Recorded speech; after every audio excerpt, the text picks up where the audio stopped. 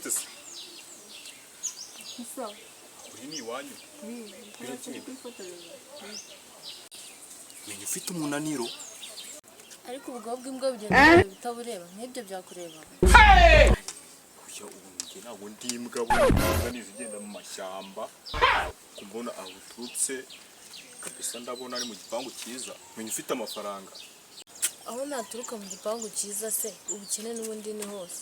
Simva ibibazo tubihuje se. Tugatsindwa n'Imana se nageza hawe. Utahageze se ubukene ni ukwishe de umusatsi wabaye urusatsi kabisa. Gasatsi.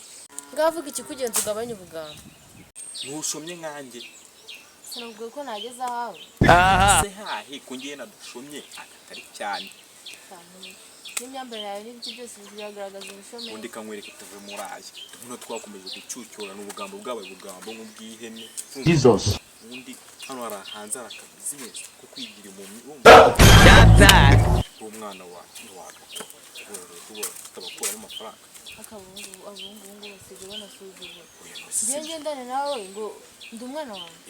Ko mana hanze wewe. Vuga ni business yemera dukomeze. Business yenda hanze. Ariko burira business ntiyavaho amafaranga. Dore ko n'icyayi meruka ku kinkoje.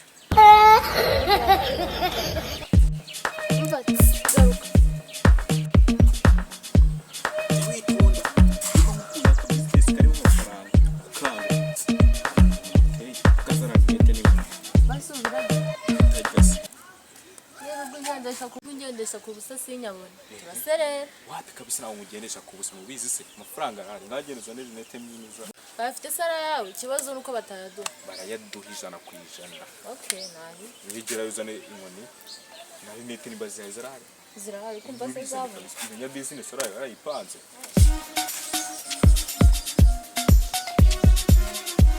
izuba turikura amafaranga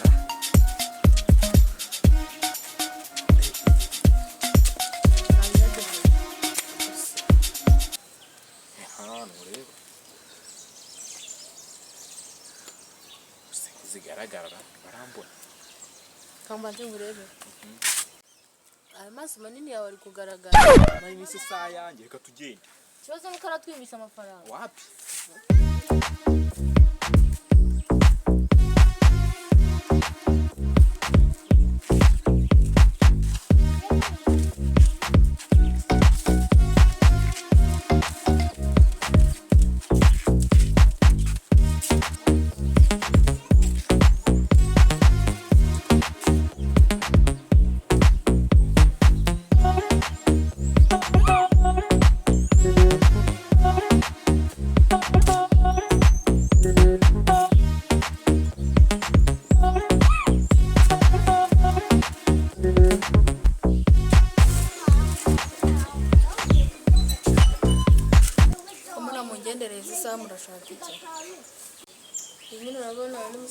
How many times would they tell you before you know that? Nona bufasha nabuke buhari. Akabakobwa b'iki gihe babaye ibisambo bushatse kuvuga ko muri iki gipaho kimeze gutya nta kintu kirimo. Ko numva uri kungenzura. Nimba nakubwiye ngo nta kintu gihari fata ko nta kintu gihari. Nani magana 5 waturusha koko. Ndakubwiza ukuri yuko nta n'ijana mfite. Waje waguze ntabwo yasabwe koko. Kamurya kabuno kaso. Uramufasha cyane ntabwo umufasha twigendera. Tokoza mfite ijana.